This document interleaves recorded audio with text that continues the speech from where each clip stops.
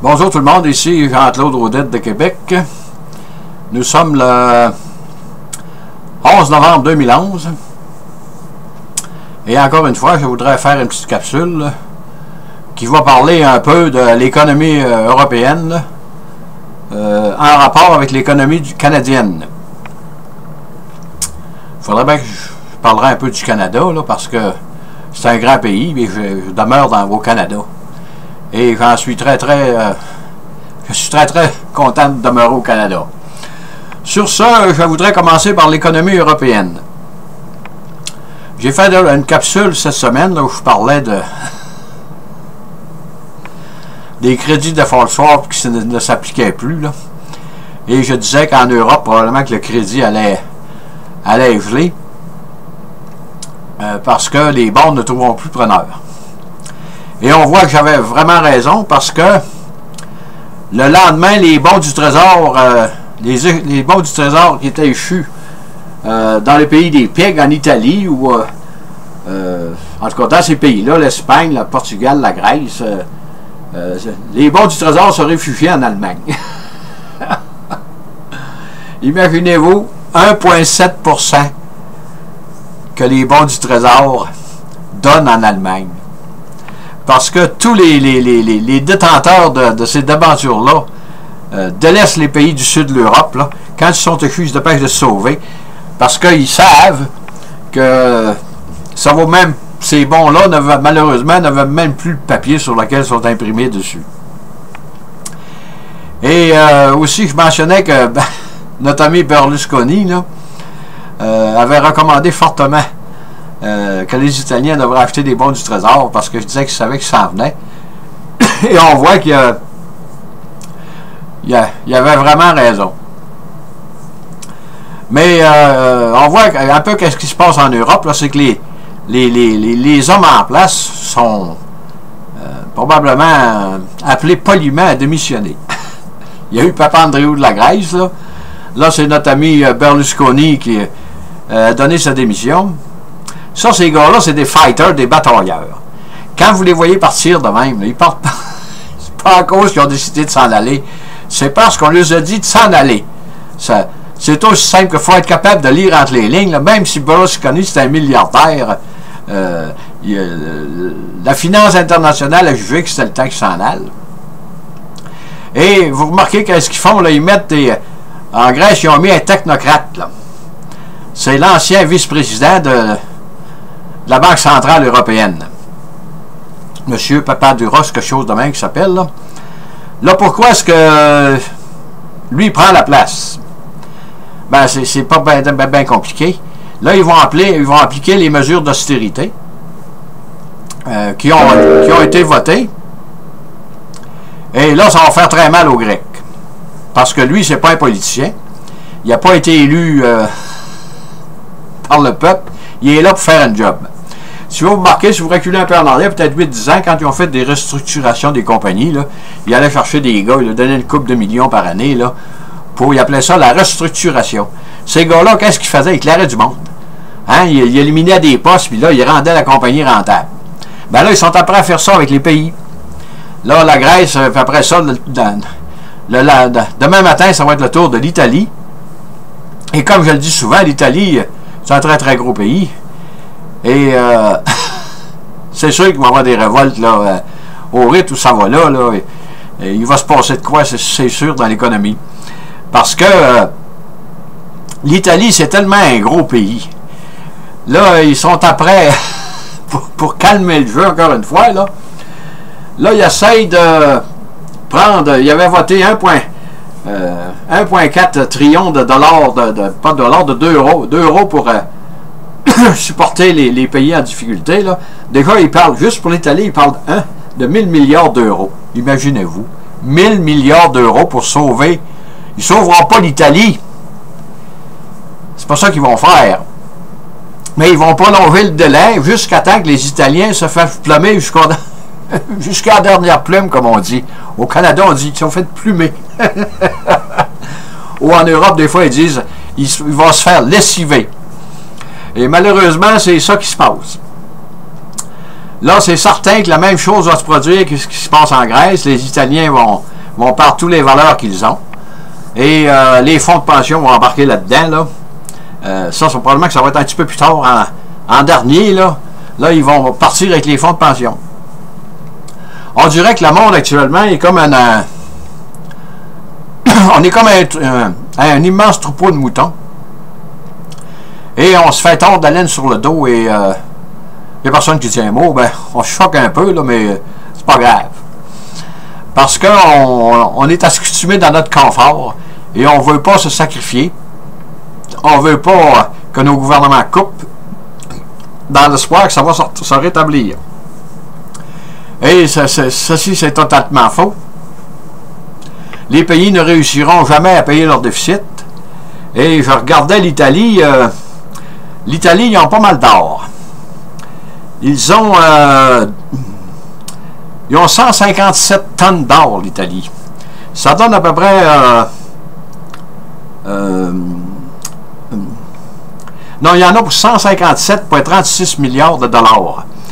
Ils ont 2700 tonnes d'or, les Italiens. C'est eux autres qui en ont le plus, si on considère les pigs. Là. Mais 157 milliards de dollars sur 2,6 trillions qui ont de dettes, c'est pas beaucoup. Mais là, de plus en plus, là, ils voudraient les arracher les or. Ils vont essayer de partir avec ça, parce que ça, c'est l'or. Ils disent que c'est pas plus une valeur aujourd'hui, mais c'est sûr que c'est une valeur refuge. Et c'est certain que les financiers vont essayer de s'emparer de ça. Et là, des fois, ils parlent de la Chine, là, puis ils disent que peut-être la Chine va intervenir. Moi, je ne crois pas à ça du tout. Du tout, du tout. Les Chinois ne feront pas de cadeau à personne. Les Chinois, ils ont été longtemps dans la def. Et là, ils sont en train de...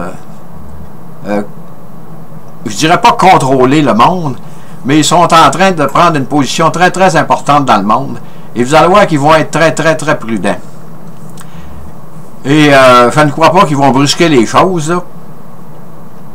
Et peut-être que, je ne sais pas, là, c'est sûr que si les Italiens vendent leur or, les Chinois pourraient... je ne sais pas si les Chinois pourraient... Ils seraient capables de faire ça, là.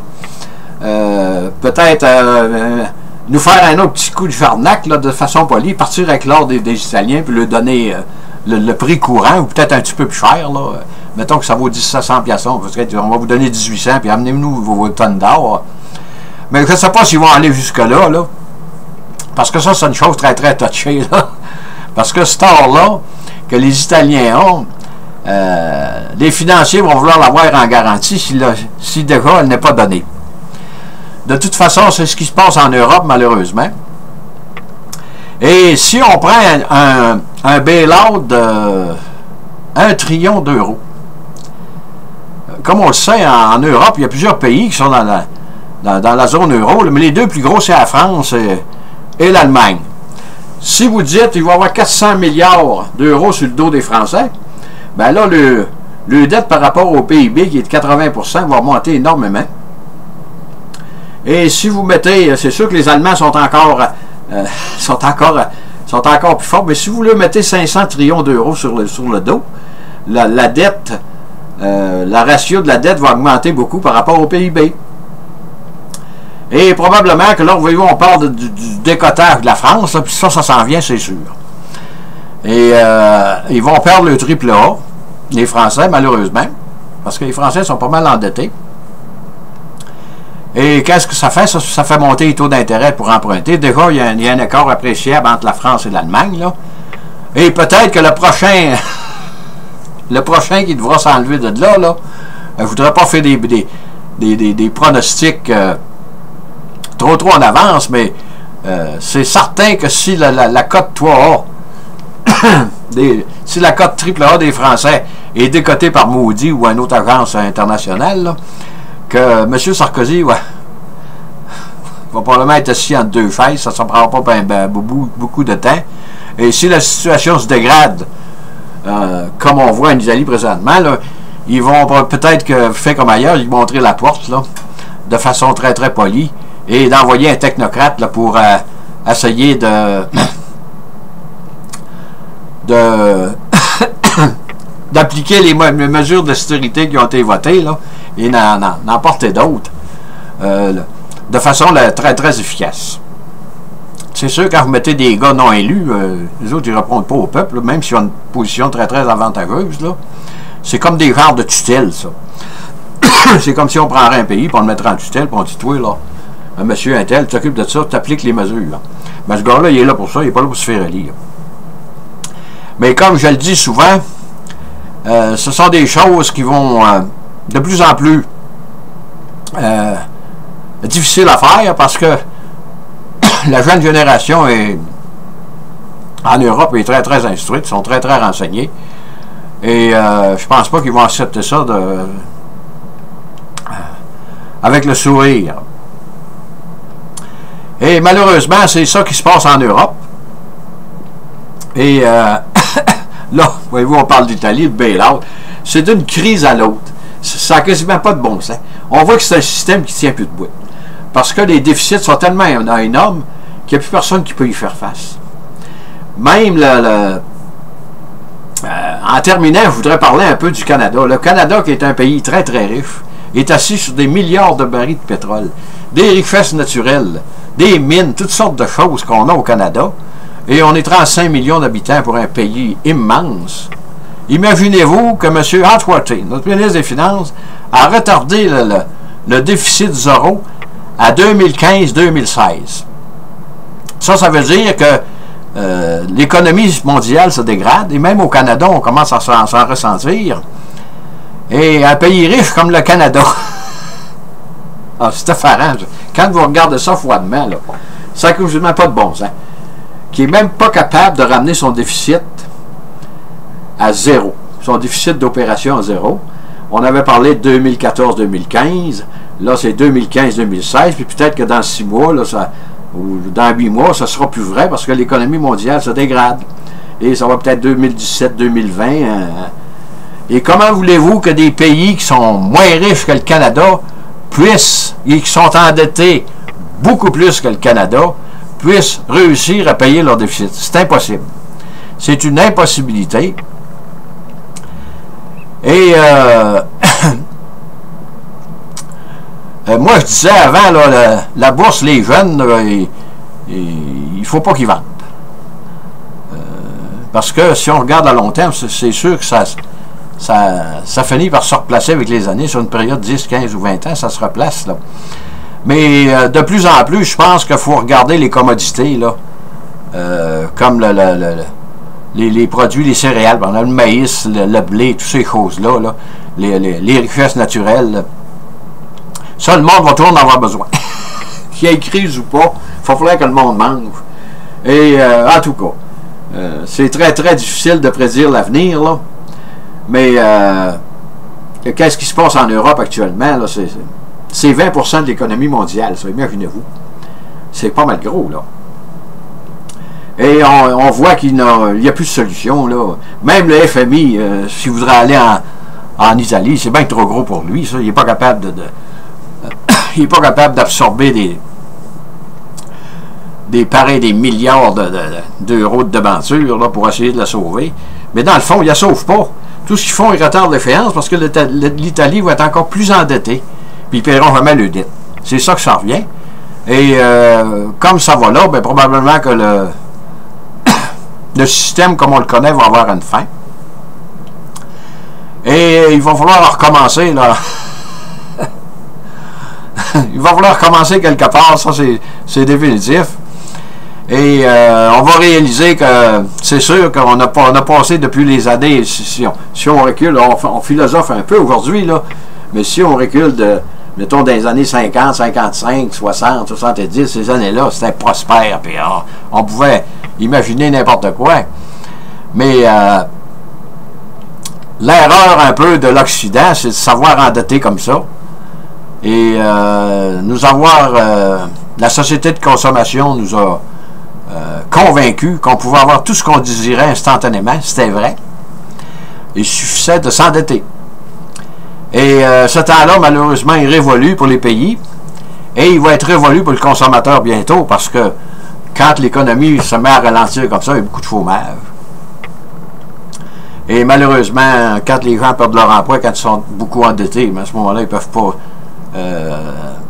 peuvent pas survenir à payer les hypothèques, les cartes de crédit, tout ce qu'ils ont sur le dos, ça marche plus. Fait que malheureusement, c'est ça qui se passe aujourd'hui. Et peut-être que dans 15 jours, ça va être encore complètement chambardé, là. Peut-être que l'Espagne va embarquer dans le portrait, ou il y a peut-être d'autres pays en Europe là, qui vont s'apercevoir qu'ils sont aussi mal pris que les autres.